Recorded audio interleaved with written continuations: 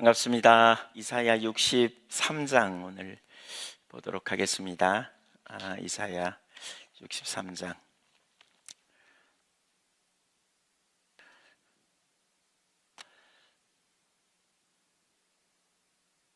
네, 어제 기독교 세계관에 대해서 우리 일부분을 살펴보면서 기도하는 가운데 이제 기도하는 일에 이렇게 계속 참여하신 분들은 아시겠지만 어제 기도하면서 하나님이 기도하는데 선명하게 이렇게 좀 보이시는 게 이 시대의 가장 큰 문제는 하나님을 잘 모른다는 데 있다는 거예요. 우리가 하나님을 잘 모르는 데 있어요. 코로나 상황이 닥치면서 우린 이전과 비교할 수 없는 어떤 환경적 어려움, 또 이전과 비교할 수 없는 어떤 두려움 같은 게 우리 사회에 이렇게 만연되어 있죠. 그래서 코로나 블루 이렇게 말했는데, 그러니까 우울하다가 이렇게 막 불평하다가 이렇게 그걸 블루에서 레드로 뭐 이렇게 표현하더라고요. 막 화를 내고 막 불평하고 누구 탓하고 막 걸리기만 해봐라 막. 그래서 난폭해지다가 이제는 코로나 블랙으로 갔다고, 될 대로 되라 뭐 이런 사회가 그렇게. 63장 오늘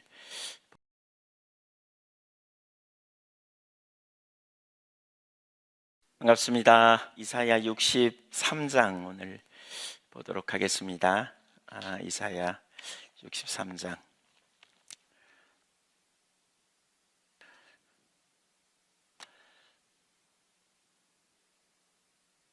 네, 어제 기독교 세계관에 대해서 우리 일부분을 살펴보면서 기도하는 가운데 이제 기도하는 일에 이렇게 계속 참여하신 분들은 아시겠지만 어제 기도하면서 하나님이 기도하는데 선명하게 이렇게 좀 보이시는 게 이 시대의 가장 큰 문제는 하나님을 잘 모른다는 데 있다는 거예요.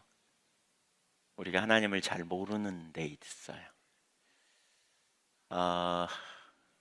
코로나 상황이 닥치면서 우린 이전과 비교할 수 없는 어떤 환경적 어려움, 또 이전과 비교할 수 없는 어떤 두려움 같은 게 우리 사회에 이렇게 만연되어 있죠. 그래서 코로나 블루 이렇게 말했는데, 그러니까 우울하다가 이렇게 막 불평하다가 이렇게 그걸 블루에서 레드로 뭐 이렇게 표현하더라고요. 막 화를 내고 막 불평하고 누구 탓하고 막 걸리기만 해봐라 막. 그래서 난폭해지다가 이제는 코로나 블랙으로 갔다고, 될 대로 되라 뭐 이런 사회가 그렇게 간다고. 저는 하나님께서 우리를 근본적으로 흔들고 계시지 않나 이런 생각이 들고요. 우리가 위기가 없기 때문에 그렇지, 우리가 위기가 닥칠 때 참 그리스도인인가 이런 생각을 정말 해봐야 되지 않나 싶어요. 진정한 내가 그리스도인이고 정말 하나님 나라와 영광을 위해 사는 참 그리스도인인가, 이런 부분들을 우리가 이렇게 돌아봐야 될 필요가 있지 않나 이렇게 생각이 돼요. 우리가 뭘 위해 살고 왜 사는가라는 거죠. 근데 문제는 우리가 왜 두렵고 왜 우리가 낙심하고 왜 우리가 혼돈하고 왜 우리가 담대하지 못할까? 사실 우리가 하나님을 아는 것도 잘 모르고 또 하나님 나라의 영광도 우리가 정말 잘 모르고 하나님 나라 주님 안에 거하는 삶의 실제가 얼마나 능력 있는지 우리가 이론이기 때문이라는 생각이 들면서 어제 저 같은 경우는 개인적으로 정말 절박한 기도가 되어지더라고요. 우리 교회에 하나님을 아는, 정말 그 하나님의 영광을 보는, 하나님 나라의 위대한 가치를 보는, 주님으로 인하여 그 마음에 기쁨이 넘치는 이런 일이 얼마나 있을까. 저녁에 잠 자다가 깨가지고요, 한 1시간 이상 앉아 있었던 것 같아요. 이렇게 계속 그 기도가 이렇게 절박하게 되어져요. 너무 절박하게 그런 기도가 되어져요. 하나님, 우리를 긍휼히 여겨달라고, 우리에게 하나님의 영광을 보여달라고. 진짜 절박하게 주님과 같이 있는 것에, 함께 있는 것의 기쁨, 주님의 세계의 그 위대함, 이게 얼마나 우리에게 놀라운지 보게 해달라는 기도가 그렇게 절박하게 되어지더라고요. 자다가 일어나가지고요, 계속 그렇게 기도하고 절박하게 그렇게 기도했어요. 저 자신도 마찬가지고요. 우리가 정말 주님을 잘 모르지 않나, 이론으로는 안다고 말하면서 내가 남보다 조금 더, 우리가 남보다 조금 더 실제적인 것 같고 남보다 조금 더 좀 아는 것 같지만, 진짜 우리의 눈이 열려 영원한 세계가, 영원한 나라를 우리가 볼 수 있다면 얼마나 놀라울까. 하나님의 나라, 하나님의 말씀이 우리 삶이 실제가 되면 얼마나 강력할까. 우리가 타협하지 아니하고 우리가 주님의 나라를 위해 전부를 걸고 주 안에 있는 기쁨이 날마다 우리 속에 넘쳐나서 말할 수 없는 그 감격과 기쁨으로 충만할 텐데, 왜 우리 속에 그런 기쁨이 없고 염려가 있고 사소한 것들에 우리가 쉽게 넘어지나. 정말 하나님 잘 모른다, 이런 생각이 많이 들었어요. 그리고 그러한 기도의 자리로 우리를 초청하고 계시다는 생각이 정말 강력하게 제 마음에는 들더라고요. 그러한 기도의 자리, 주님 알고 주님 찾고 주님 구하는 자리, 우리가 그렇게 정말 주님을 구하면 좋겠다, 이런 생각이 들어요. 부흥을 위한 이사야의 기도가 나옵니다. 사실 정확히 같은 내용입니다. 우선 그 7절부터 오늘 보려고 합니다. 7절부터 우리가 하나님 앞에 어떤 기도를 드려야 할지, 이사야 후반부는 부흥과 관련된 영역인데, 하나님의 부흥이 우리에게 임하기 위해서 뭐가 필요한지, 예수 그리스도의 그 복음 안에 있는 우리에게 뭐가 필요한지, 어떤 기도가 절실하게 필요한지 좀 보면, 우선 첫째로 그러니까 기도에 있어서 정말 중요한 것은 하나님의 성품을 기억해야 합니다. 먼저 우리가 기도하는 일에 있어서 중요한 건 하나님의 행하심, 또 하나님 앞에 우리의 정체성, 이런 걸 찾는 게 우선적으로 참 중요한데요. 먼저 하나님의 성품, 7절을 같이 한번 읽어볼까요? 시작. 내가 여호와께서 베푸신 모든 자비와 그 찬송을 말하며 그 긍휼을 따라, 그 많은 자비를 따라 이스라엘 집에 베푸신 큰 은총을 말하리라. 먼저 하나님의 성품입니다. 그러니까 하나님께서 행하신 성품, 뭡니까? 하나님의 자비를 얘기하죠. 자비, 그러니까 긍휼. 그 자비와 긍휼에서 나오는 것으로 인한 여러 가지 요소를 내가 찬송하고, 또 그 자비와 긍휼을 따라 우리에게 베푸신 은총을 말하겠다, 이렇게 지금 말하는 거거든요. 그러니까 기도는 언제나 하나님의 성품을 인식하는 것에서, 그리고 하나님 행하시는 일을 보는 데서 시작합니다. 그러니까 우리가 정말 하나님 앞에 진심으로 기도하고자 할 때 가장 먼저 우리가 염두에 둬야 될 것은, 우리의 기도를 들으시는 하나님이 누구냐 하는 거예요. 여러분의 기도를 들으시는 하나님이 누구신가, 이에 대한 확신이 우리 가운데 필요해요. 네. 그러니까 우리의 말을 들으시는 하나님을 인식하는, 이게 우리의 기도의 첫 번째 요소죠. 기도는 살아계신 하나님과 인격적인 교통이라고 말하잖아요. 그래서 우리가 하나님의 영광스러운 성품을 올바로 기억하고 나가는 게 아주 중요하죠. 네. 그러니까 이건 뭘 우리에게 가르쳐요? 만일 우리가 하나님의 선하심에 대한 의구심을 가지고 있다면, 마음속에 의심을 가지고 있다면 기도하는 것은 별로 의미가 없다, 그런 의미일 수 있어요. 어떤 사람들은 기도하는데 물어보면 항상 하나님에 대해 섭섭하대. 사실 이 문제가 가장 먼저 해결될 문제라 그랬죠. 여러분, 우리가 믿는 하나님이 누구이신가에 대하여 생각해 볼 필요가 있는 거죠. 우리가 믿는 하나님은 항상 선하시다, 항상 완전하시다, 이걸 기억해야 돼요.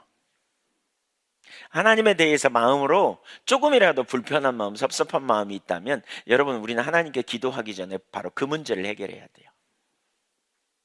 그게 잘 안 보이시나요? 십자가를 보세요. 우리가 어떻게 구원받았는지 누누이 나누지만 우리의 구원은 어떤 선함도 없는 우리를 위하여 하나님께서 독생자 예수 그리스도를 십자가에 내놓으심으로 우리가 그 은혜를 힘입어 영원한 생명을 얻게 됐다는 사실을 인식하는 게 너무너무 중요합니다. 그건 우리를 향하신 하나님의 완전한 사랑이 있죠. 독생자를 아끼지 않고 십자가에 내놓으셨는데 우리를 안 사랑하신다? 이거는 말도 안 되는 얘기예요. 그래서 십자가로부터 항상 시작하자 그랬죠. 마귀가 우리에게 와서 가장 하나님의 우리를 대적하시고 또 우리를 돌보지 않는다고 의심을 던져요. 마귀가 자꾸 와서. 마귀는 하나님의 성품을 그러니까 의심케 해요. 영적 전쟁, 티모시 워너가 쓴 책에 보면 마귀가 영적 전쟁을 할 때 두 가지를 가지고 가장 자주 공격한다, 이렇게 말하거든요. 그게 뭐냐면 하나님의 성품을 왜곡시키는 것, 첫째는. 두 번째는 하나님과 우리와의 관계성을 왜곡시키는, 이게 마귀의 주된 거짓말. 가장 앞서는 원수 마귀의 거짓말의 통로다, 이렇게 표현해요. 가장 앞서는 거짓말, 원수 마귀가 던지는 거짓말, 이게 두 가지라는 거예요. 하나님의 성품에 대한 왜곡시킴, 이런 부분들, 그러니까 이걸 제거하는 게 필요해요. 의심이나 불확실성, 이걸 깨뜨리는 거예요. 먼저 그걸 점검해야 돼요. 네. 그래서 빌립보서 4장 6절에 뭐라 그래요? 바울 사도는 아무것도 염려하지 말고 다만 모든 일에 기도와 간구로 너희 구할 것을 감사함으로 하나님께 아뢰라. 그러면 모든 지각에 뛰어나신 하나님의 평강이 그리스도 예수 안에서 너희 마음과 생각을 지키시리라, 이렇게 말씀하셨죠. 그러니까 우리가 살다 보면 혼돈이 있고 어려움이 있고 위기가 있잖아요. 근데 그렇게 되면 정말 하나님께서 나를 아시나? 하나님께 나를 사랑하신가? 이런 의심이 나타날 수 있어요. 근데 우리가 가장 먼저 할 일은 바로 그걸 대적하고 끊어내는 거죠. 하나님의 성품에 대해서 어떤 의심이든지 도사리고 있다면 우리 기도는 소용이 없어요. 쓸모가 없는 거죠. 그래서 그걸 잘라내는 게 되게 중요해요. 7절을 다시 한번 읽어볼까요? 거기 내가 여호와께서 우리에게 베푸신 모든 자비와 그의 산성을 말하며 그의 사랑을 따라 그의 많은 자비를 따라 이스라엘 집에 베푸신 큰 은총을 말하리라.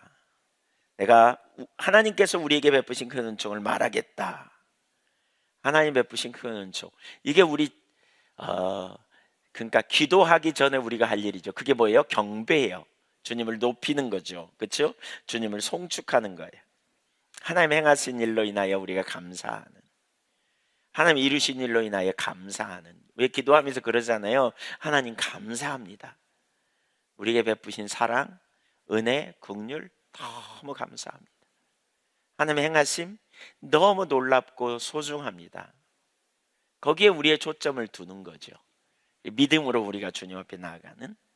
시편 145편 9절에 보면 여호와께서 모든 것을 선대하시며 그 지으신 모든 것에 긍휼을 베푸시는도다. 한번 읽어보죠. 다시 시작.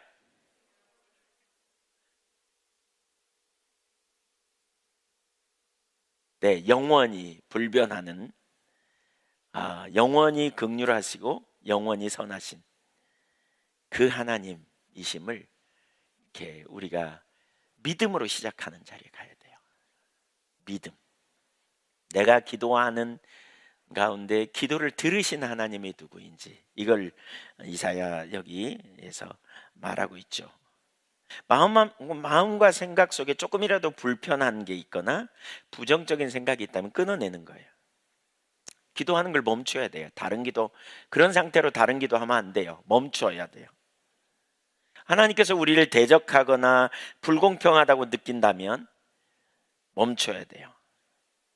다른 기도하는 게 별 의미가 없어요. 그리고 다시 시작해야 돼요. 어디서 해서? 십자가에서부터 다시 시작해야 돼요. 하나님을 찬양하고 경배하는 일로부터 가야 돼요. 이게 출발점이에요. 예. 오늘 지금 여러분 기도하러 오신 분들, 또 유튜브를 통해서 더 많은 분들이 들으시는데, 여러분 들으시면서 여러분이 믿는 하나님이 어떤 하나님인가에 대한 불신앙이 조금이라도 있다면 그건 잘못된 생각이란 말이에요. 그 회개하고요, 다른 기도하려고 하지 말고 하나님 회개하고 하나님을 알기를 구하고 생각하세요. 성경 안에서 하나님이 어떤 하나님인지 그렇게 가야 돼요. 두 번째, 선지자가 그럼 어떻게 기도했는가를 볼까요? 네, 우선 그 고난에 처해 있거나 어쩔 수 없는 환경을 만났을 때 시편에 보면, 또 성경에 보면 과거에 하나님의 행하신 일에 초점을 둡니다. 하나님께서 역사하신 것에 초점을 둡니다. 왜 우리가 이런 상황에 빠졌는가? 그전에는 어떤 일이 일어났는가? 그리고 그 전에 그런 상황에 빠졌을 때 하나님의 사람들이 어떻게 반응했는가? 이걸 찾아보는 거예요. 성경이 기록된 목적 중에 하나가요, 거기에 있어요. 왜 성경에 보면 그러잖아요. 히브리서 3장 7절에도 보면 구약의 이스라엘 백성들이 광야에서 마음을 강팍하게 했는데 너희는 그걸 보면서 너희 마음을 강팍하게 해서는 안 돼, 이렇게 말하죠. 또 고린도서에 보면 구약이 거울처럼 우리에게 있다, 그런 예를 범하지 않도록 우리에게 보여준다, 이렇게 말하죠. 그래서 우리가 어떤 문제가 생길 때 하나님의 역사 속에서 어떤 일을 이루셨는가를 보는 자리로 돌아가는 거예요. 그래서 이스라엘 백성들은 수도 없이 이렇게 과거에 베푸신 하나님의 은혜를 향해 나가거든요. 근데 선지자도 정확하게 똑같은 기도를 하고 있어요. 8절을 보시죠. 우선 먼저 첫째로 하나님의 백성의 정체성, 그리고 하나님 앞에서 어떤 은혜가 부어졌는가를 나눠요. 8절 볼까요? 시작. 그가 말씀하시되 그들은 실로 나의 백성이요 거짓을 행하지 아니하는 자녀라 하시고 그들의 구원자가 되사. 하나님과 자신들과의 관계에서 하나님이 뭐라 그랬다고요? 실로 나의 백성이요 거짓을 행하지 아니하는 자녀라 하시고 내가 그들의 구원자가 되리라 하셨다는 거예요. 예, 그렇게 하셨다는 거예요. 여호와께서 뭐라 그랬어요? 분명히 너희는 내 백성이야, 이렇게 말했어요. 그래서 약속된 땅으로 인도하셨고 언약을 맺으셔서 인도하셨고 내 백성이라고 부르신, 그래서 하나님께서 그들을 위기 가운데서 계속해서 반복적으로 구원해 내셨던 하나님임을 지금 말하고 있죠. 구원해 내신 하나님. 그들이 거짓을 행하지 않았기 때문에 하나님께서 그들을 불러내신 것이 아니에요. 그냥 그들을 구원하시기 위해서, 언약 백성 삼으셔서 하나님 노릇 하시기 위해서, 그들을 아빠 노릇 해주시기 원해서 하나님이 되어 주시려고 그들을 사랑하시기로 작정하셔서 그들을 구원해 내셨다는 거죠. 이걸 생각하는 거죠. 이걸 우리가 기도하러 나오면서 바로 이 문제를 생각해야 돼요. 저와 여러분의 선행 때문에 하나님이 저와 여러분을 선택하셔서 자녀 삼으신 게 아니라는 거죠. 오늘날 교회가 뭔가 특별하기 때문에 하나님이 우리를 택하셔서 주님의 교회 몸된 지체로 삼으셨다는 게 아니라는 거죠. 교회는 언제나 하나님부터 시작됐잖아요. 이걸 기억해야 돼요. 이걸 전적인 주님의 은혜로 그냥 언약 백성 삼기로 작정하셔서 우리가 여기 있다, 이렇게 볼 필요가 있어요. 성부 하나님이 그렇게 하셨다. 두 번째 9절을 볼까요? 그러니까 그 밑에도 보시죠. 9절 시작. 그들의 모든 환난에 동참하사 자기 앞에 사자로 하여금 그들을 구원하시며 그의 사랑과 그의 자비로 그들을 구원하시고 애적 모든 날에 그들을 드시며 안으셨으나, 여기 그들의 모든 환난에 동참했다, 그 말은 모든 환난 가운데 간섭하셨다, 그런 의미예요. 그래서 어떻게 해요? 자기 앞에 사자로 하여금 그들을 구원하시게 하셨다. 자기 앞에 사자라는 말은 하나님의 가시적 임재를 의미합니다. 하나님이 임재하셔서 그래서 천사를 보내셨다. 여기 자기 앞에 사자라는 말은 하나님의 얼굴 앞에 사자, 그러니까 얼굴 앞에 사자, 이런 표현이거든요. 그러니까 천사를 의미하고 궁극적으로는 성육신하신 예수 그리스도가 성육신하기 이전의 그리스도를, 메시아를 의미해요, 여기. 그래서 어떤 학자는 8절은 성부, 9절은 성자, 10절은 성령을 의미하는 삼위일체를 가르친다, 이렇게 표현하기도 했거든요. 이렇게 표현하기도 해요. 예. 그래서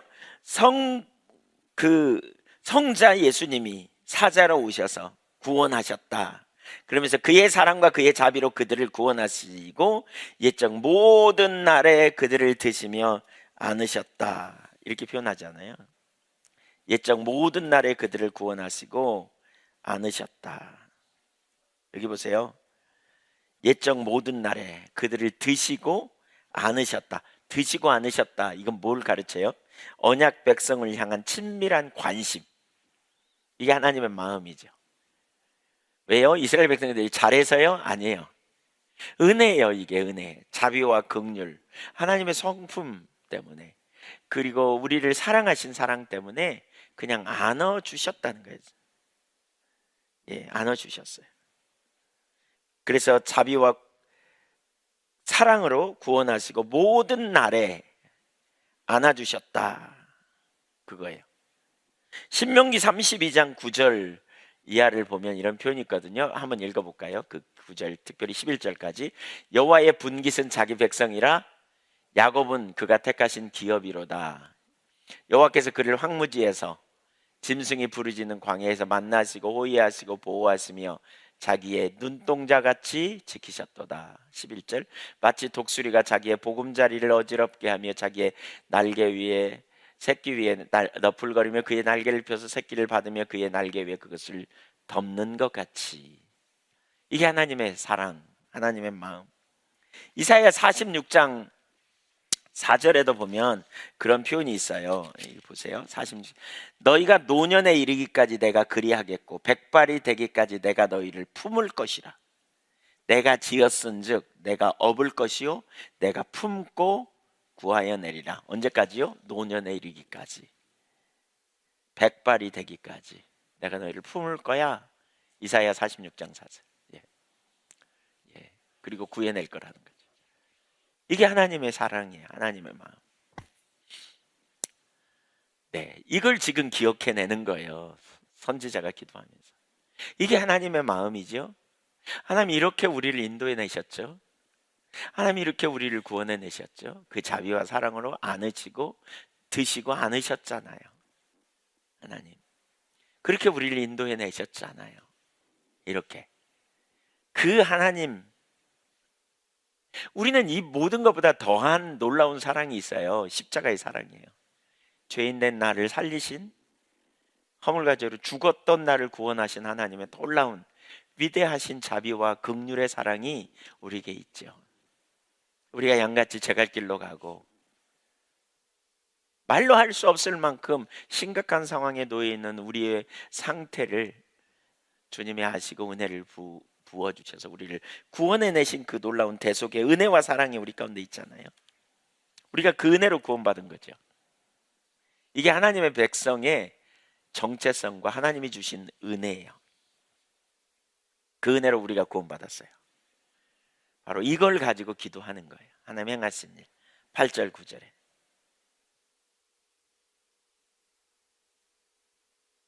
그 다음에 두 번째로는, 이사야의 기도 두 번째는 범죄와 심판에 대해서 말합니다. 네. 이스라엘의 역사는 언제나 하나님이 따르신 역사였는가요? 언제나 하나님이 그들을 선하심으로만 인도하셨나요? 아니에요. 그렇지 않아요. 10절을 보세요. 그들이 반역할 때 하나님은 그들을 심판하셨어요. 반역함으로 심판하셨어요. 10절 읽어볼까요? 시작.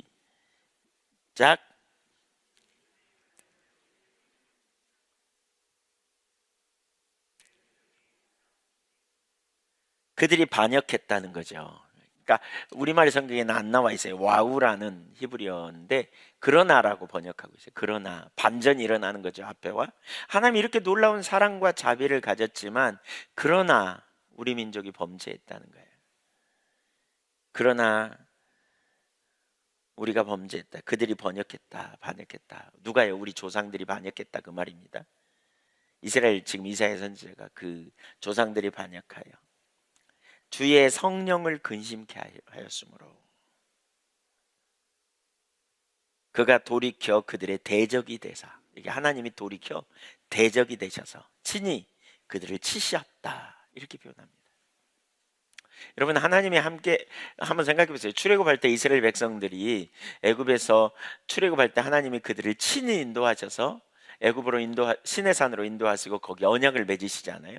그 다음에 뭐예요? 하나님께서 만나와 메추라기로 먹이시고 그들을 돌보시고 눈동자같이 보호하시고 지켜주시고 그래서 결국 가나안 땅에 들이시잖아요. 근데 물론 그 와중에 엉뚱한 짓 해가지고 그 세대가 멸망하잖아요. 그럼에도 불구하고 가나안 땅에 들이셔서 하나님께서 그들의 하나님이 되고 이스라엘은 그 백성이 되는 삶을 언약하셨지만 그러나 그들은 하나님을 반역해서 기회만 되면 하나님을 떠난 거죠. 출발은 잘했는데 실패했어요. 길이 언제나 똑같은 일이 벌어졌죠. 성령을 근심시키는 일.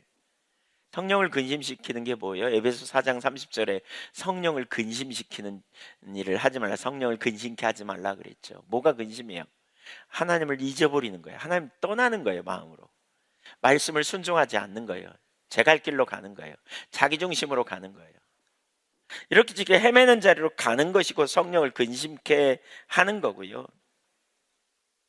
결국 이스라엘 백성들은 성령을 근심시키고 성령을 대적하고 반역하는 자리로 간 거죠. 범죄했어요. 그래서 우상 숭배하는 자리, 또 하나님을 신뢰하지 않는 불신앙의 자리, 말씀에 순종하지 않는 자리, 이런 게 다 그런 거죠. 하나님을 무시하는 거죠. 성령을 근심시키는 게. 출애굽기 23장 21절을 한번 찾아보실래요? 출애굽기 23장 21절에 보면 이런 표현이 있어요. 23장 여기 올라오네요. 시작. 너희는 삼가 그의 목소리를 청송하고 그를 노엽게 하지 말라. 그가 너희의 허물을 용서하지 아니할 것은 내 이름이 그에게 있음이니라. 너희는 삼가 그의 목소리를 청종하고 그를 노엽게 하지 말라. 이렇게 말하죠. 하나님 모세를 통해서 말씀하시는 하나님의 음성을 거역하지 말라. 그런 의미입니다. 예. 하나님의 말씀 앞에 불순종하지 마라. 거역하지 마라. 이렇게 말하는 거죠. 순종하지 않음. 성령을 근심시키는 거죠. 우리의 마음이 나눠져 있는 것. 그래서 결국 하나님 뭐 하신다고요? 대적한다고요. 대적. 여러분, 우리가 여기서 좀 심각하게 생각해 봐야 될 게 있어요. 우리에게 왜 능력이 상실됩니까? 우리가 왜 죄를 이길 능력이 없고 세상의 능력을 상실합니까? 오늘날 교회가 그 하나님의 임재가 거치고 죄를 이길 능력이 없고 온갖 죄악들이 교회 가운데 가득하고, 뭐가 문제입니까? 이스라엘과 교회가 고통에 빠지고 황폐해지고 버림을 받았을 때 언제나 이스라엘과 교회가 고통에 빠지고 황폐해지고 버림을 받게 될 때에 하나님의 성령을 거역했기 때문이라고 우리는 볼 수 있습니다. 성령을 근심시키는, 하나님 대적하는. 그러니까 이스라엘이 낮아지고 패배하는 순간을 여러분 구약 성경에서 우리가 정말 많이 보잖아요. 근데 왜 그래요? 원수의 세력이 너무 강해서요? 물론 그런 것도 있겠지만 결코 그것이 아닌 걸 성경은 우리에게 계속 가르치죠. 만약 그들이 하나님과 올바른 관계 가운데 있다면 그 원수가 아무리 강력해도 문제가 되지 않은 일들이 너무너무 많았거든요. 그들이 하나님 신뢰하고 하나님 앞에 나올 때 하나님께서 그들을 건져내시고 돌봐주심을 보죠. 이스라엘이 패배를 당하고 고통을 당하는 순간은 언제나 그 자신이 배역하고 어리석고 하나님의 성령을 괴롭히고 근심시켰을 때만 그런 일들이 반복적으로 일어났어요. 반복적으로. 오늘 우리들의 상태를 우리가 사실 살펴봐야 돼요. 본질적에 우리 교회가 본질에서 떠났고 이론으로 인격체를 대체했고 프로그램으로 하나님의 임재를 대체하는. 그래서 종교적인 모양은 있지만 능력은 없는 시대가 되는. 모양은 가득한데 삶의 능력은 없는. 많은 지식은 있는데 능력은 상실한. 그런 채 살고 있는 오늘날 우리의 현실이 아닌지 보세요. 이론으로는 안다고 생각하는데 실제는 없는. 우리 어제 우리 살폈고 또 지난 금요일 날 살폈지만 어쩌면 서구적 세계관의 영향으로 이론적인 지식으로 인격체와의 실제적인 관계를 대체하는 자리에 머물러 있는 이게 오늘 얼마나 심각한지. 신명기 11장 26절 이하를 보실까요? 26절부터 28절까지 시작. 내가 오늘 복과 저주를 너희 앞에 두나니 너희가 만일 내가 오늘 너희에게 명하는 너희 하나님 여호와의 명령을 들으면 복이 될 것이요 너희가 만일 내가 오늘 너희에게 명령하는 도에서 돌이켜 떠나 너희 하나님 여호와의 명령을 듣지 아니하고 본래 알지 못하던 다른 신들을 따르면 저주를 받으리라. 하나님은 축복의 산 그리심산에서 너희가 나를 복종하면 내가 너희에게 축복하리라고 말씀하시고요.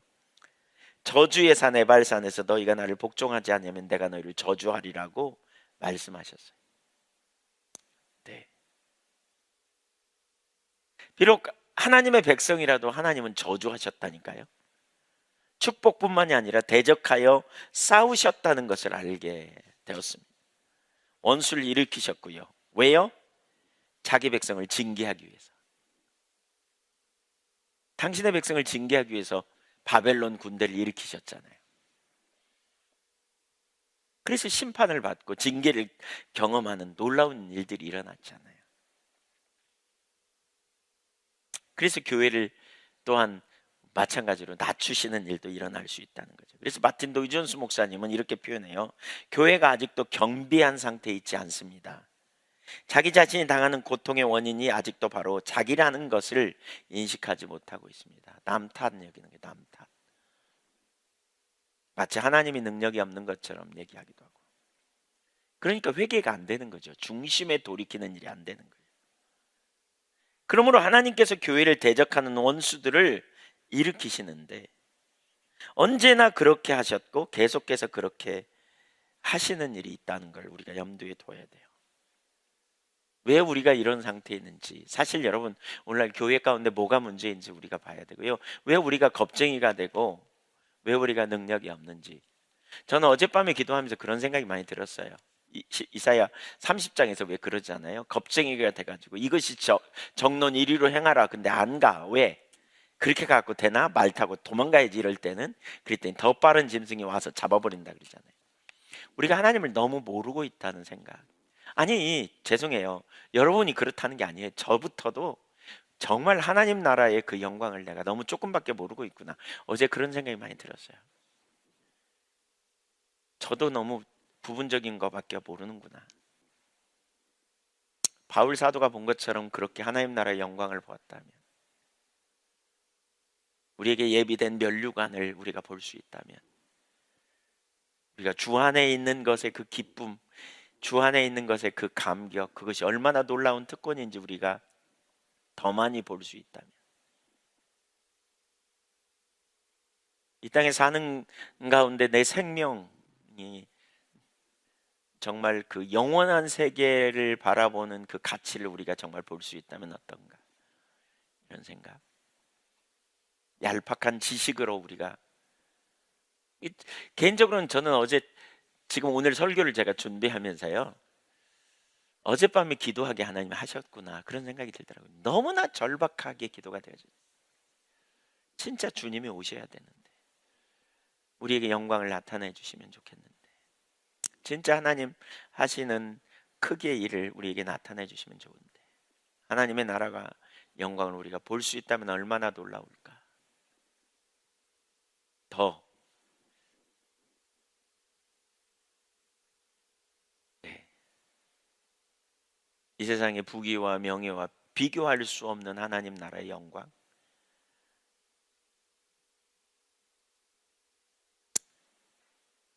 네.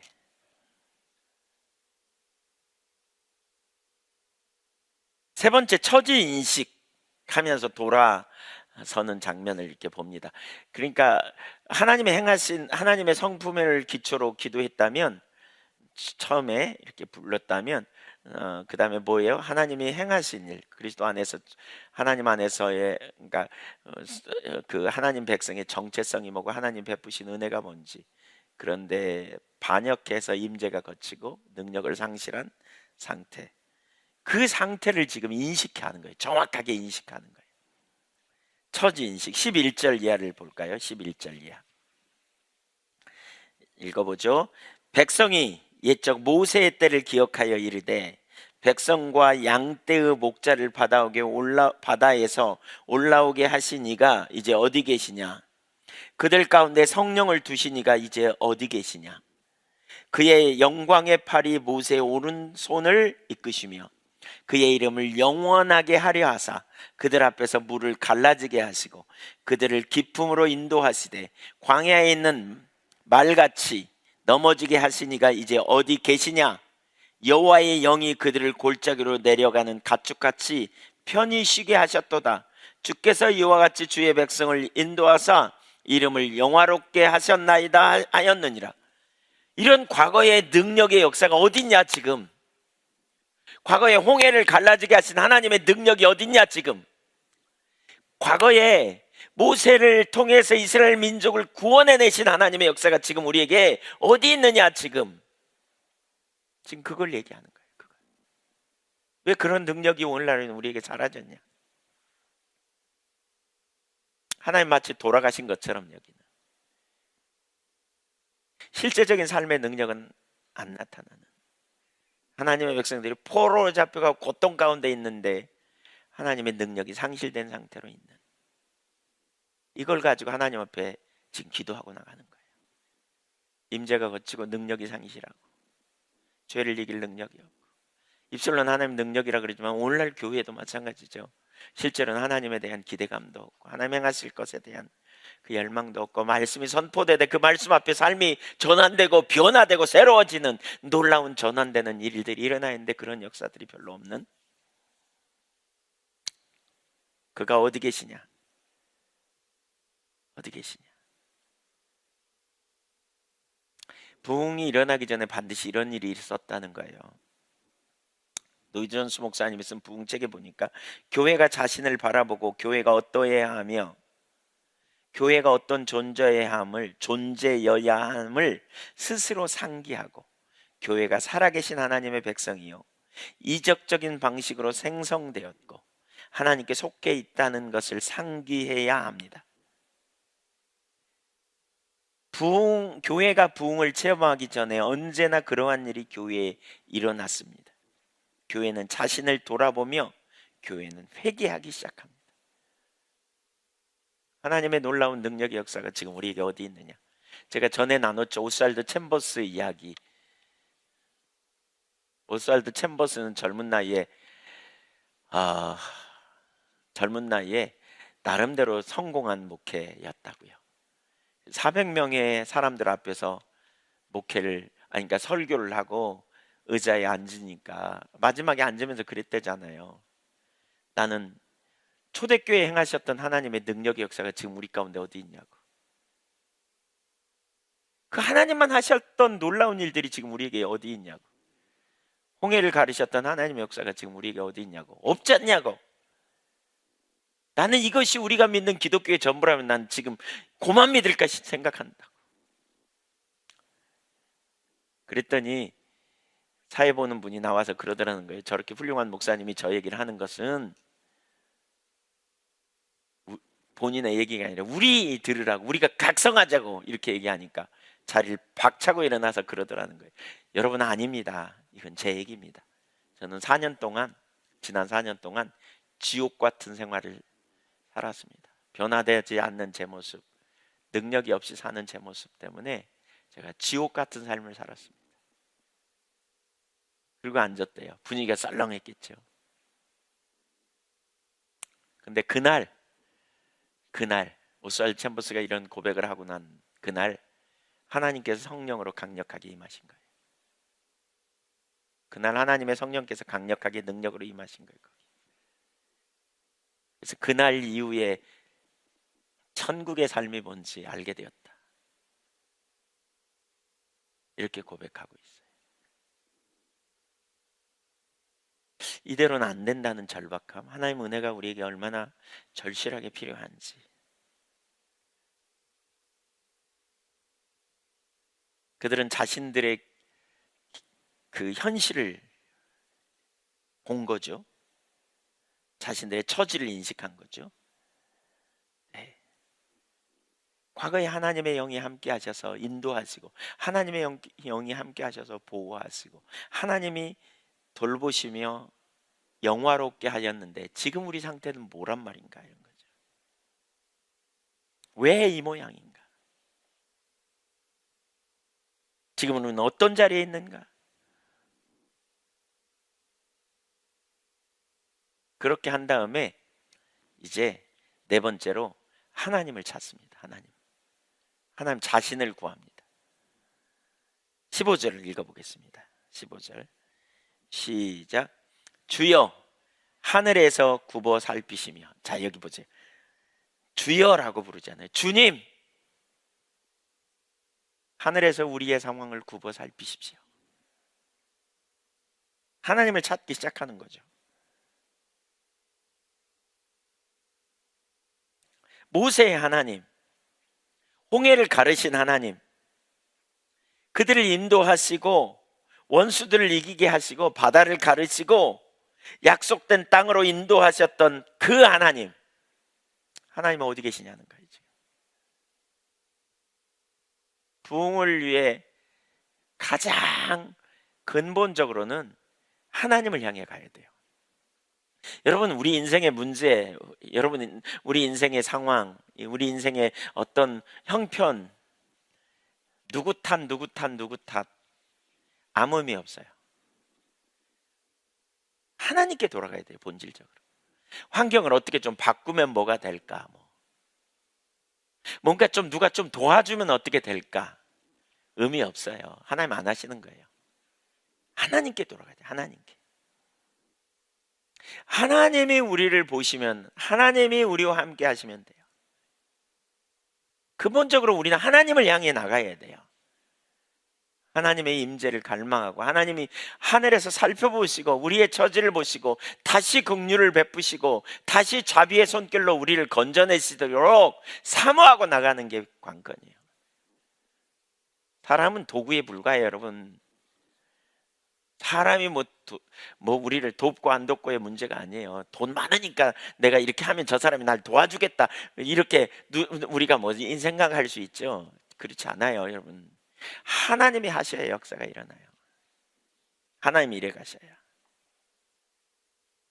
탕자의 비유에서도 탕자가 결국 어떻게 합니까? 굶어 죽게 생기니까 어떻게 합니까? 결국 내가 돌아가리라 그러잖아요. 내 아버지께로. 내가 가서 아버지께 죄를 범했으니 이젠 아버지의 아들이라 일컬음을 감당치 못하겠나이다. 품꾼 내 하나로 보소서라고 말해야 되겠다. 그리고 아버지를 향해 돌아가잖아요. 우리가 하나님을 향해 나가야 돼요. 여러분 수치를 당했습니까? 여러분 세상에서 멸시를 당했습니까? 뭐가 안 됩니까? 막혔습니까? 여러분 혼돈이 있습니까? 근본적인 해결책은 하나님께 가야 돼요. 억울합니까? 하나님께 가야 돼요. 하나님께. 하나님께 나가야 돼요. 하나님이 능력이 없어서 우리를 그 자리에 둔 게 아니에요. 하나님 몰라서 우리를 그 자리에 방치해 둔 게 아니에요. 우리를 하나님을 찾게 하시는 거예요. 여전히 인본주의적인 방법으로 여전히 사람 의지하고 뭔가 인간적인 해결책으로 뭘 해보려고요? 택도 없는 것이죠. 하나님은 우리가 이전에 성령을 근심케 하는 삶을 살았다면 철저하게 하나님의 길로 돌아서려고 해야 돼요. 하나님 찾아야 돼요. 거기 가야 해답이 있어요. 거기 가야. 정말 하나님을 경외함으로 믿음으로 나아가.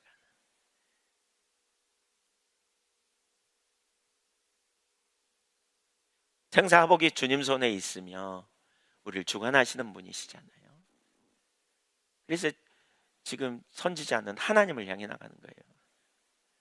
그 백성의 상태에 그런 모든 문제 자신들의 상태를 정말 하나님 앞에 인정하면서 과거에 이랬는데 지금 우리가 왜 이 상태가 됐습니까? 주여, 그리고 나가잖아요. 주여, 주님만 우리를 과거의 은혜와 긍휼로 우리를 택하셔서 홍해를 가르시고 광야에서 인도하시고 가나안 땅으로 이끌어 들이신 그 하나님의 능하신 역사, 매 순간마다 구원하셨던 하나님, 우리가 하나님을 반역했습니다. 문제 원인이 어디 있는지 알죠? 하나님, 우리가 반역했습니다. 회개하는 거잖아요. 우리 민족이 반역했습니다. 하나님 떠났습니다. 성령을 근심했습니다. 그래서 우리가 지금 이런 상태가 됐습니다. 우리가 이런 상태에 처해야 된 것을 하나님 용서하십시오. 이런 마음으로 나가면서 결국 뭐예요? 지금 주여, 주님, 건져내실 분은 당신밖에 없습니다. 혹시 여러분 인간적으로 개인적으로 사람 원망하는 일 압니까? 해결이 안 돼요. 풀어지지 않아요. 거기서 백날 첫날 있어 보세요. 해결이 안 돼요. 우리가 왜 상처받는 줄 아세요? 주님께 안 가니까 그래요. 사람을 기대하고 사람에게 우리가 의지하고 그러니까요. 상처 절대 안 받는 비결 알려드릴까요? 모든 환경을 하나님이 허락하셨다. 그래서 그 환경을 통해서 어떤 사람이 억울한 일 당했으면 하나님께 가서 내가 왜 이런 어려움을 당해야 되는지 찾으시면요, 하나님 앞에 여러분 삶이 빚어지고 조정될 뿐만이 아니라 하나님 앞에서 머리를 드시고 회복시키는 역사를 경험하기 때문에 상처 안 받아요. 사람이 원수처럼 안 보여요. 사람에게 열받지 않아요. 하나님이 능력이 없어서 나를 거기 두는 게 아니에요. 피로 값주고 사셨는데 내 대신 십자가에 아들을 아끼지 않고, 아니 친히 십자가에 달려 죽으신 우리 주님이 내게 나를 안 사랑해서 거기 둔 거 아니에요. 왜 수치를 당하고 왜 모멸감을 당하도록 거기 두셨는가를 생각해 봐야 돼요. 우리는 어디로 돌아가야 되냐? 근본적으로 하나님께 돌아가야 돼요. 사람에게 원망하고 불평하고 사람에 대하여 딴 생각 품고 환경을 어떻게 바라보고 이딴 것 다 묻어버리셔야 돼요. 다 묻어버리셔야 돼요.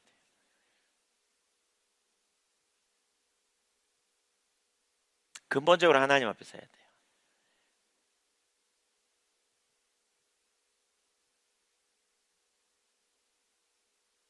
사람에게 인정 못 받아도요, 하나님 앞에 인정받으면 그분이 높이세요. 아세요? 하나님이 우리의 억울함도 풀으시고 우리의 원통함도 풀어주시는 분이세요. 그 몰라서 내버려두는 줄 아세요?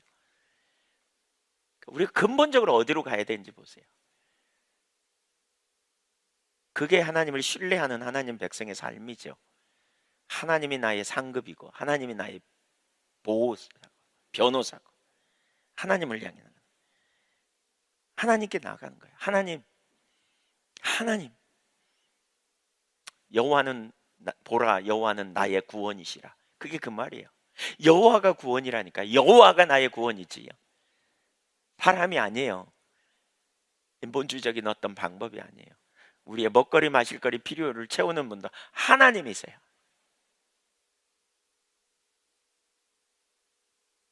정말 하나님이세요.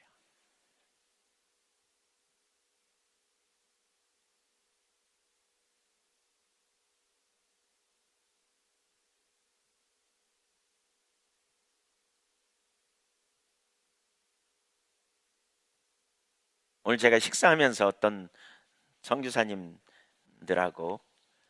또 저기 선교사님들하고 식사를 했어요. 저기 오늘 그 사역 때문에 이제 전남대 이런 섬기면서 같이 얘기하면서 교회 사역 우리가 꽤 많잖아요. 경제적으로도 많이 이런저런 얘기 나누다가 제가 그렇게 말했습니다. 경제적인 필요 채우는 문제는 하나님이 고민하실 거라고. 하나님이 고민하실 거라고. 하나님이 앞서가서 인도하셨으니까 우리가 순종해 가면. 제가 사나리 학교 재정을 그동안 잘 못 봤거든요. 근데 오늘 봤더니 하나님께서 엄청 채우셨더라고요. 내일 더 봐야 되겠지만, 자세히 봐야 되겠지만 깜짝 놀랐어요. 하나님께서 인도하심이. 저는 마이너스 간당간당한 줄 알았어요. 잘 그동안 한 번도 못 본 것 같아요. 근데 오늘 비로소 정리가 돼가지고 좀 보니까 하나님께 참 이렇게 인도해 가셨구나. 여러분, 우리의 해답은 주님께 있어요. 그렇게 고백해놓고 제발 엉뚱한 짓 좀 우리 하지 않자고요. 말자고요. 그래서 주님 찾아가야 돼요. 부흥을 위한 기도의 내용이죠. 완전히 겸비해져서 우리의 반역과 어리석음과 미련과 그리고 교만과 수치를 인정하고 일어나서 아버지께 나가는 일이 필요해요. 주여 하늘에서 굽어보시옵소서. 가장 먼저 기도하는 것이 주님 앞에 가는 거예요. 주님을 향해 온 열망을 다해 주님 앞에 가는 거예요. 긴박한 마음을 가지고 겸비해질 필요가 있는 거죠. 그래서 이렇게 말합니다. 주의 거룩하고 영화로운 처소에서 보옵소서. 거룩하고 영화로운 처소에서 보옵소서. 주님이 어디에 계시냐? 하나님의 하늘에 계시다. 그 하나님이 영화로운 처소에서 우리를 살펴보십시오. 주의 열성과 주의 능하신 행동이 이제 어디 있나이까? 주께서 베푸시던 간곡한 사랑이 우리에게 그쳤나이다. 그 자비와 사랑이 이제 내게 그쳤나이다. 주는 우리 아버지시라. 아브라함은 우리를 모르고 이스라엘은 우리를 인정하지 아니할지라도 여호와여, 주는 우리 아버지시라. 옛날부터 주의 이름을 우리의 구속자라 하셨거늘 여호와여, 어찌하여 우리로 주의 길에서 떠나게 하시오며 우리의 마음을 완고하게 하사 주를 경외하지 않게 하시나이까? 원하건대 주의 종들 곧 주의 기업인 지파들을 위하여 돌아오시옵소서. 여러분 17절 보세요. 재밌는 표현이 있어요. 어찌하여 우리로 주의 길에서 떠나게 했으며 우리의 마음을 강팍케 하사 주를 경외하지 않게 하시나이까? 여러분, 주님이 떠나게 했어요? 지들이 떠났어요? 자기들이 떠났어요. 근데 왜 이렇게 기도할까요? 이게 뭘까요? 이게 바로 하나님을 향한 믿음에서 나오는 거예요. 하나님의 마음을 알았던 거죠. 하나님의 백성이 하나님 떠나는데 하나님의 백성을 그렇게 사랑하시는데 왜 좀 더 적극적으로 하나님 간섭하셔서 우리를 좀 돌아보시지 왜 그냥 두시냐, 그런 의미죠. 하나님의 마음을 알았기 때문에 그렇게 하는 거예요. 너무너무 믿음을 가지고 지금 기도하는 거죠. 자기들의 무가치함과 백성들의 무가치함을 알고 있어요. 그럼에도 불구하고 그는 하나님께 탄원하면서 야곱처럼 기도하는 거죠. 야곱처럼 뭐요? 당신으로 가게 하지 못하겠나이다. 나를 축복하지 않으면 주님 가시게 할 수 없나이다. 그런 거죠. 야곱, 속이는 자 야곱이었지만 그는 정말 절실하게 하나님의 은혜와 축복을 받지 않으면 안 되겠다고 여기고 붙들고 늘어지는 것처럼 이 선지자는 그렇게 말할 권리가 있다고 여기는 거죠. 믿음으로 그렇게 기도하는 거예요. 절대적으로 확신하는 그 한 가지는 뭐예요? 앞에 기도에서 봤잖아요. 앞에 기도에서 뭘 봐요? 절대적인 확신 뭐예요? 하나님이 사랑과 자비로 자기들을 건져내셨다는 거예요. 구원해내셨다는 거예요. 네. 구원해내셨다는 거예요. 그 믿음의 확신을 가지고 가는 거예요. 주여 하늘에서 굽어 살피시고 15절에 주의 거룩하고 영화로운 처소에서 보십시오. 이렇게 말하죠. 이스라엘 백성들 끌려갖고 바벨론의 포로가 포로로 잡혀 끌려가 있습니다. 그런 상황에 가장 필요한 것은 하나님의 임재, 하나님의 얼굴을 가장 필요로 하는 거죠. 하나님이 자신들을 그 얼굴을 돌이켜서 보아주시고 상태를 살펴주시고 다시 긍휼과 다시 간섭하심이 필요하다는 거예요. 지금 왜 무관심하게 내버려 두시냐는 거예요. 왜 무관심하네? 어린아이가 잘못해가지고 삐졌어. 엄마가 몰라 저리 가. 그러면 어떻게 해요? 그냥 슬퍼하잖아요. 그런 것처럼 지금 여기 선지자가 그렇게 말하죠. 어찌하여 나그네처럼 외인처럼 우리를 내버려 두시느냐고. 왜 우리를 내버려 두시느냐고. 다시 하나님 우리에게 긍휼과 자비를 나타내 달라고. 하나님이 우리를 사랑하심을 알게 해달라고. 우리가 진정으로 시험하는 것은 우리가 하나님의 그 임재 가운데 있고 싶은, 하나님의 계신 가운데 계심을 우리가 알기 원하는 그런 갈망이 있다고 그는 고백하고 있는 거죠. 그래서 긍휼과 은혜의 하나님이시여 당신의 얼굴의 광채를 보여주옵소서라고 고백하는 거죠. 하나님 얼굴빛을 우리에게 회복시켜 달라고. 오 여호와여 우리를 하감하옵소서. 하감하옵소서. 네, 어디서부터요? 하늘에서 굽어 살피시고 주의 거룩하고 영화로운 처소에서 그렇게 해달라고.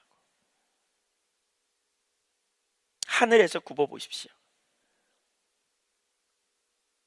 해결책이 이제 없어. 하나님 외에는. 하나님이 오셔야 돼. 하나님이 아니시면 안 돼. 여러분 우리 십자가가 그걸 말하잖아요. 네 힘으로 안 돼. 그래서 주님의 은혜가 필요해. 실제적으로 주님 자신이 이렇게 구하며 나가는 거예요. 자신의 문제, 자기의 뭐 세상적인 좀 어떤 거가 아니고 진정으로 주님의 임재가 없이는 안 되는 거죠. 사실 우리의 문제는 하나님을 너무 모른다는 데 있어요.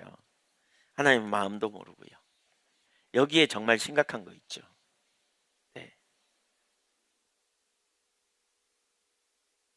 그 다음에 또 여기 기도하는 걸 보세요. 뭐라 그래요? 여기 15절에 주의 열성과 능하신 행동이 이제 어디 있나이까 그러죠. 주의 열정이 어디 있냐는 거죠. 우리를 위해서 그렇게 열정을 가지셨던 하나님, 우리를 패하지 않게 하시고 우리를 앞서 행하시며 우리를 구원하시고 필요를 채우셨던 하나님의 열정이 지금 우리에게 어디 있습니까? 하나님께서 눈동자와 같다고 말씀하셨고 아무도 상하지 못하게 할 것이라고 하셨는 그 열정, 이스라엘 백성들을 향한 그 열정, 내가 너희와 함께하고 너희를 내 품에 안고 암탉이 새끼를 모은 같이 내가 너희를 품겠다고 하셨던 그 열정, 그게 지금 어디 있냐는 거예요.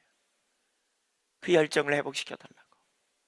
그 열정을 다시 가지고 우리를 간섭해 달라고 기도하고 있는 거죠. 능하신 행동, 우리를 향하신 주님의 능력, 그 권능, 그게 어디 있냐는 거죠. 왜 우리에게 그 능력을 안 나타내느냐고. 우리가 억압 가운데 있는데, 우리가 지금 그런 상황에 있는데 하나님 우리에게 왜 당신의 능력의 역사를 안 나타내냐고. 그런 체험의 역사가 우리 가운데는 없다고 이렇게 기도하는 거죠.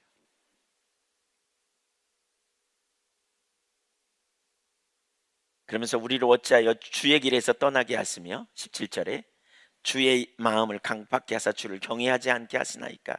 하나님이 내버려 두셨다는 거잖아요. 예. 그들로 실수하도록 강팍케 하도록 내버려 두셨다는 거죠. 왜 하나님이 이렇게 하셨을까요? 로마서 9장 18절에 보면 그런 표현이 있습니다. 로마서 9장 18절 읽어볼까요? 시작.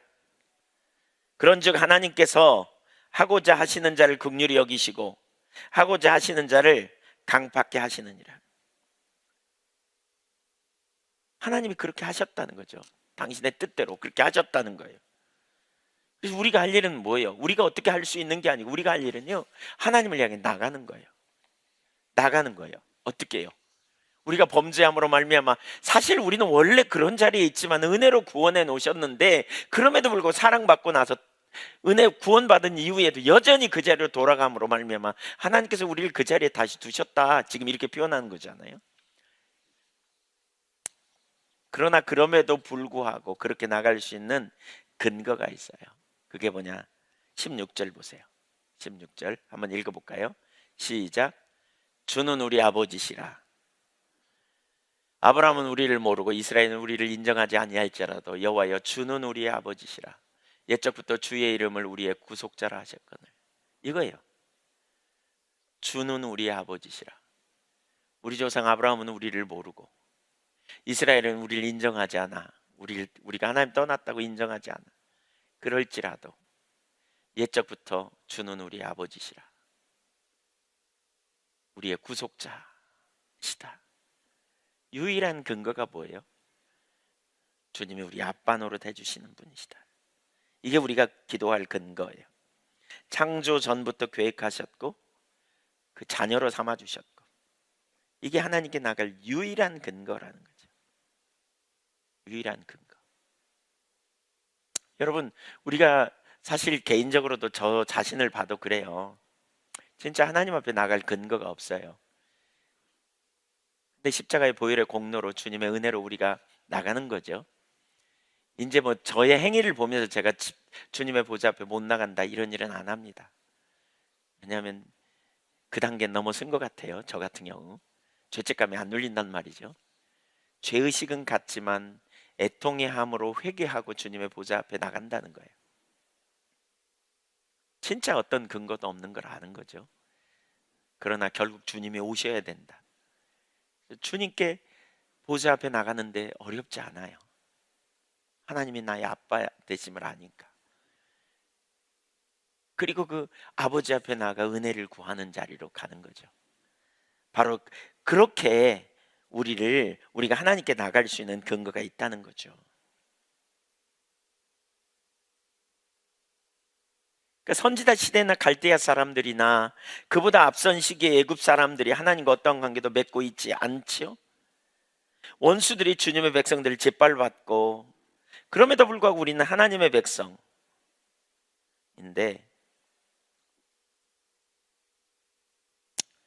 하나님 우리를 회복시켜 주셔야 되지 않겠습니까? 라고 지금 고백하는 거죠.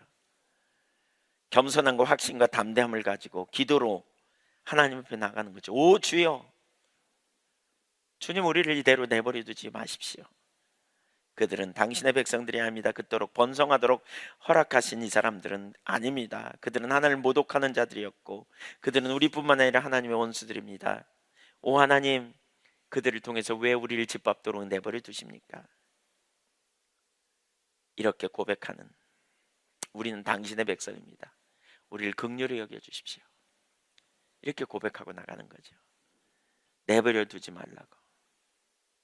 여호와여 어찌하여 우리로 주의 길에 떠나게 하시며 우리의 마음을 완고하게 하십니까? 18절 주의 거룩한 백성이 땅을 차지한 지 오래지 아니하여서 우리의 원수가 주의 성소를 유린하였사오니 우리는 주의 다스림을 받지 못하는 자 같으며 주의 일컬음으로 일컬음을 받지 못하는 자 같이 되었나이다. 하나님 백성 아닌 것 같아요. 하나님 우리가 범죄해서 이렇게 하나님 떠나서 복음의 능력이 뭔지, 하나님의 그 은혜와 자비, 주님과 함께하는 것이 뭔지 우리가 몰라요. 하나님 지금 이 고백하고 있는 거예요. 그러면서 64장 1절에 내일 더 이 부분 살펴보겠지만 주는 하늘을 가르고 강림하사 주 앞에서 산들이 진동하기를 불이 섭을 사르며 불이 물을 끓음 같게 하사 주의 원수들이 주의 앞에서 떨게 하시며 이방 나라들로 주 앞에서 떨게 하옵소서. 주께서 강림하사 우리가 생각하지 못한 두려운 일을 행하시던 그때의 산들이 주 앞에서 진동하였사오니 주 외에는 자기를 앙망하는 자를 위해 이런 일을 행하시는 예전부터 들은 자도 없고 귀로 들은 자도 없고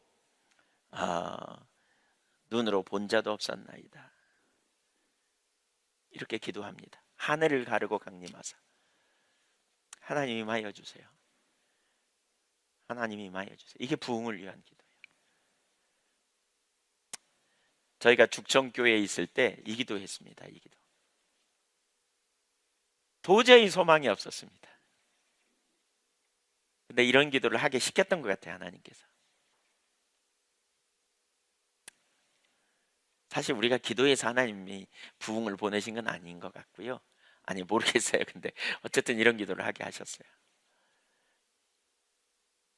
사람들이 교회로 안 돌아와서 고민하고 씨름하는 가운데 전략을 주셔서 사람들이 교회로 오긴 왔는데 말씀을 듣고도 한 개도 변화가 안 되고 무슨 말인지도 못 알아듣는, 제가 속으로 저분들은 구원 못 받는다 이런 생각했습니다. 근데 영적인 건 영적으로 알아야 깨닫는다. 어떤 책을 보다가 이 말씀을 제가 깨닫고요. 주는 하늘을 가르고 강림하사 불이 섭을 사름같이 불이 물을 끓음 같게 하옵소서. 하나님, 이런 은혜를 우리에게 부어주세요. 이런 기도를 하나님께서 시키신 것 같아요. 그러면서 하나님께서 강력하게 임하셔서 놀라운 은혜를 우리 가운데 부어주셨다라고 보고요. 사실 그런 은혜가 전 오늘까지 우리 여기까지 온 것 같아요. 그런 은혜가 정말 그런 하나님의 어떤 전적인 은혜로 여기까지 오지 않았나 싶어요. 우리에게 그런 은혜를 하나님께서 부어주시기를 사모하시자고요. 아멘. 여러분 개인의 삶을 보세요. 여러분 주님 알고 계세요? 하나님 나라의 영광을 보며 그 나라를 정말 사모하고 주님의 행하심과 주님 안에 있는 그 놀라운 기쁨이 여러분 삶에 충만하고 주님 한 분이면 충분한 그런 역사가 여러분에게 있으세요? 머리로는 알고 있는데 아니 과거에는 그런 기쁨이 있었는데 지금 슬금슬금 없어지든 별로 없는 것 같다 이렇게 느껴지지 않으세요? 어떤 분이 우리 지체 중에 어떤 분이 이렇게 말씀하시더라고요. 교회의 중진들이 너무 이렇게 자기중심으로 돌아간, 주님 안 찾으면서 눈이 멀은 것 같은 그런 표현은 아니지만, 똑같은 표현은 아니지만 그런 상태인 것 같다고. 하나님 그런 감동을 주신다고.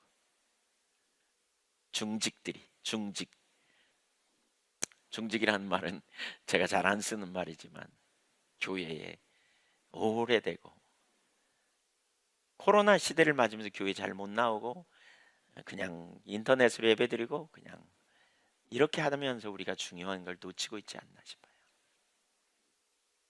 진짜 하나님 앞에 우리가 통함을 가지고 은혜를 구하고 주님을 찾고 다시 한번 우리가 회복되고 새롭게 되는 그런 놀라운 은혜를 우리가 사모하며 나가면 좋겠어요.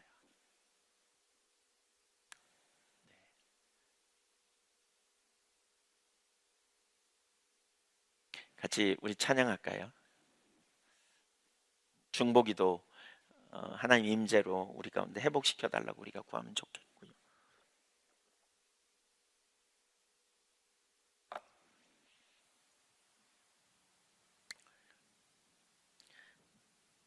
네, 우리 김명희 집사님 병원에 입원했다가 퇴원하셔서 좀 쉬셨어요.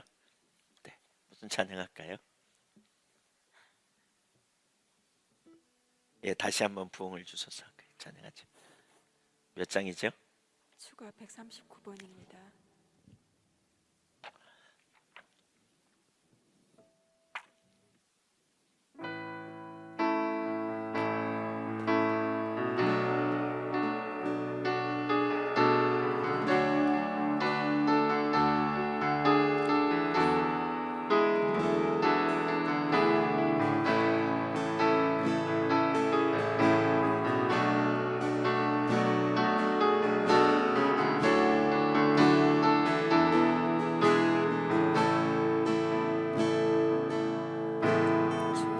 주의 얼굴을 구하며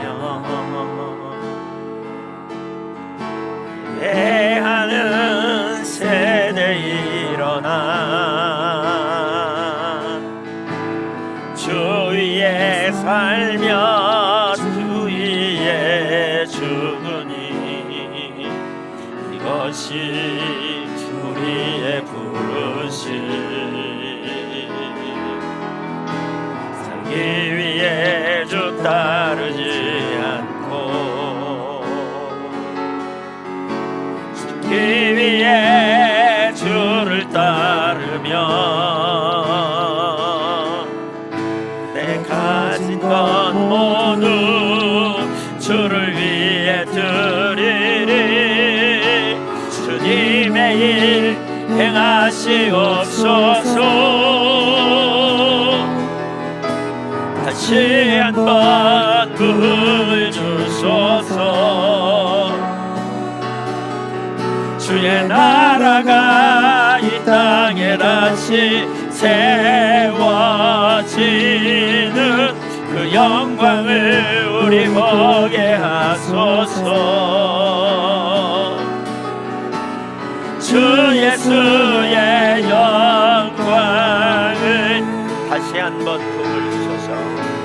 다시 한번 부을 주소서.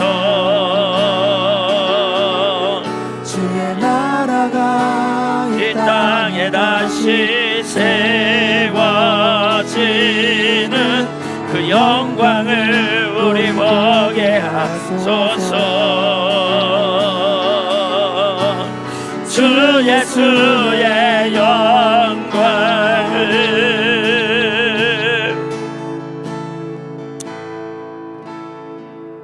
우리 정직하게 한번 우리 자신의 상태를 살펴보고 이 땅의 교회의 상태를 우리가 살펴보면 좋겠고요.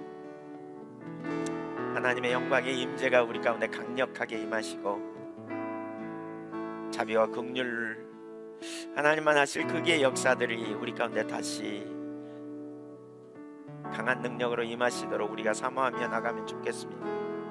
주님만 하실 주님 크기의 일들이 일어나 정말 주님을 얼굴을 구하는 세대, 그리고 부흥을 예비하는 그런 세대가 필요합니다. 부흥이 임하기 위해서는 반드시 부흥을 위해 중보기도 하는 무리들을 찾으신다고, 그러니까 통해서 일해 가신다고 이렇게 마틴 로이드 존스 목사님 쓴 부흥 책에 보면 부흥의 역사를 통해서 그게 증명된 거라고 그러는데, 하나님의 부흥이 임하고 하나님의 영광이 우리 가운데 나타나 얄팍한 지식, 이론적인 지식에 머무르지 아니하고 하나님께서 하나님 자신을 계시하고 우리를 정말 더 놀라운 영광, 하나님 행하시는 그 놀라운 역사를 더 알게 해달라고 우리가 구하고, 정직하게 살펴보면서 우리 자신이 하나님을 잘 모르는 것 같고 우리의 지식이 이론에 불과한 것 같고, 어떤 가까운 교회에 최근에 얘기를 들으니까 3년 전부터 싸웠는데 용서를 못하고 있다고, 용서가 안 되는 것 같다고. 그것도 교회의 가장 핵심되는 그룹에 있는 리더들이 용서가 안 된다고, 목사님이 설교하면서 용서도 못하는 것들이라고 얘기해도 용서 안 하고 있다고. 이론적인 지식으로 팽배하는 오늘날 우리, 그러나 실제 삶은 없는, 하나님이 우리에게 말씀하셔도 움직임이 없는 우리 시대를 우리가 정말 애통해 하고 우리 자신의 상태를 애통해 하고, 하나님 우리를 긍휼히 여기셔서 주님을 알게 하시되 부흥으로 임하여 달라고 계속해서 하나님 나라를 얘기하면서 염려가 끊어지지 않고 육신적인 가치관이 변화되지 않는 우리들의 현실을 우리가 애통하면서 하나님 앞에 좀 기도하면 좋겠다 싶습니다. 주의 영광을 우리에게 나타내 달라고, 우리를 돌아보아 달라고, 우리를 이대로 내버려 두지 말라고, 이 세대를 긍휼히 여겨 달라고, 우리 자신을, 우리의 부모님과 우리의 자녀 세대가 주님을 개인적으로 알고 실제적인 삶의 능력의 역사를 이루어지게 해달라고 우리가 간절히 기도하면 좋겠습니다. 소망은 하나님께만 있는데 자꾸 환경 탓, 사람 탓, 인간 기대하는 그러한 모든 우리들의 불신, 인본주의를 회개하고 우리가 하나님 앞에 애통함을 가지고 나가면 좋겠습니다. 같이 기도하겠습니다. 오 할렐루야. 우리 아버지 하나님, 우리 시대를 긍휼히 여기시고 우리 시대에 은혜를 베풀어 주시고 하나님 자비와 긍휼로 역사하여 주시기를 간절히 갈망하고 소망합니다. 오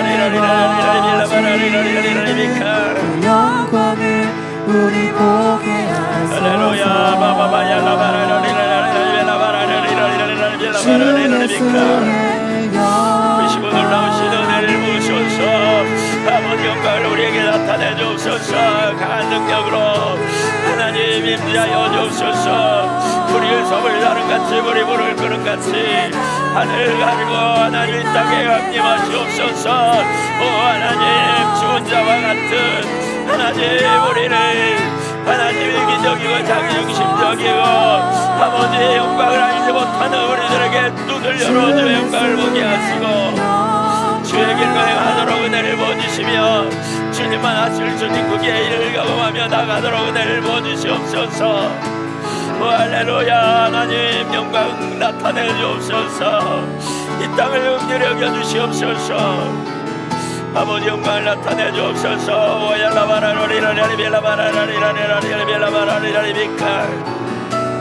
아멘. 능력의 능력을 다하여 주옵소서. 기름 몸으로 역사하여 주옵소서. 하신 놀라운 역사를 보게 하여 주옵소서. 아버지 하나님 우리를 내버려 두지 마시옵소서. 주님 돌아봐 주시옵소서.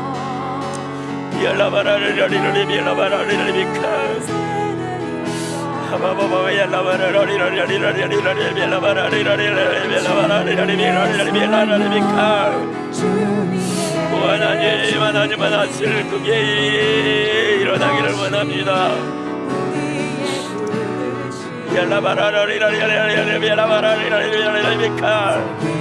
주의 이름을 걷는 자에게 주의 나라를 알게 하여 주옵소서. 주의 영광을 알리시옵소서. 주의 그 크신 권능을 알리시옵소서. 주의 그 주대심을 우리에게 알게 하여 주옵소서.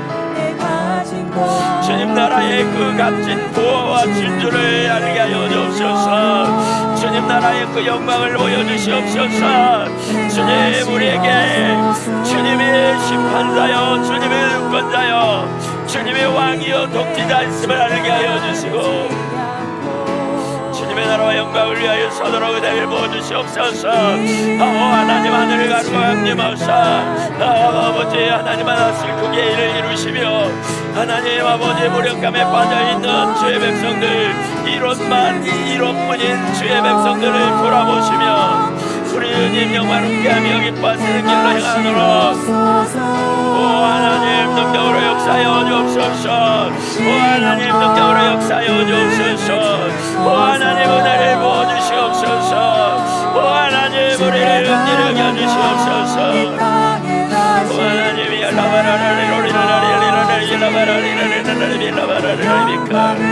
우리 보게 하소서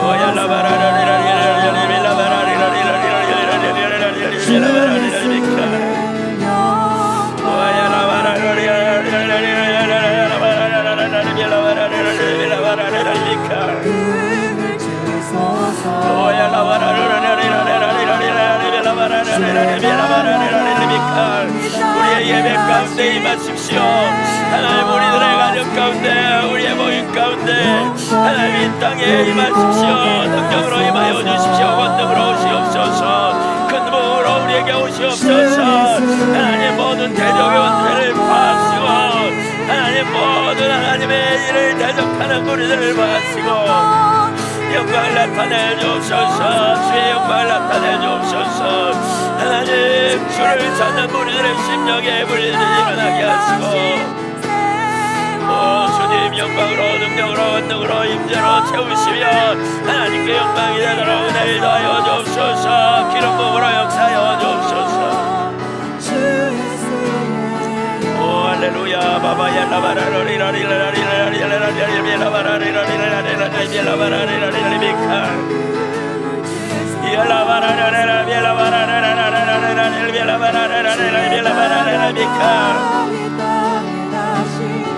아멘 할렐루야 바바야 우리 보게 하소서 주 예수의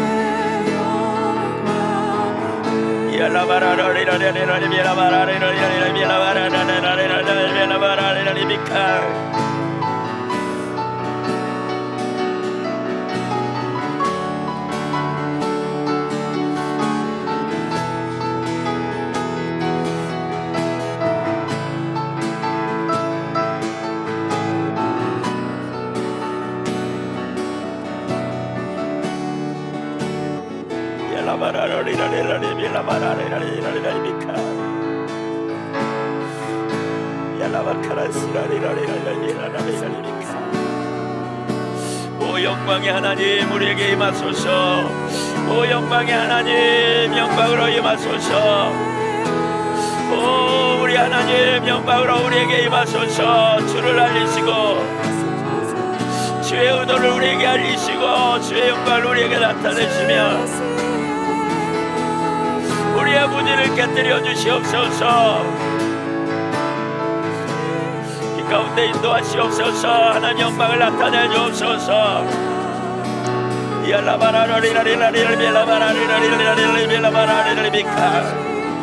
모든 두려움을 깨뜨려 주십시오. 아멘. 믿음으로 일어서게 하여 주시옵소서. 믿음으로 주를 찾는 무리들로 세워 주시옵소서.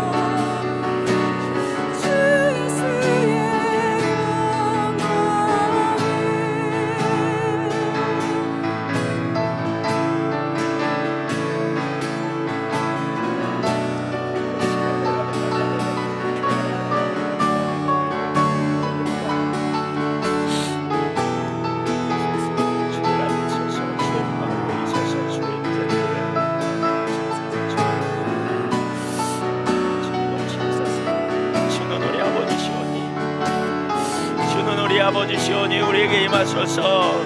주는 우리 아버지시오니 우리를 돌아보시옵소서.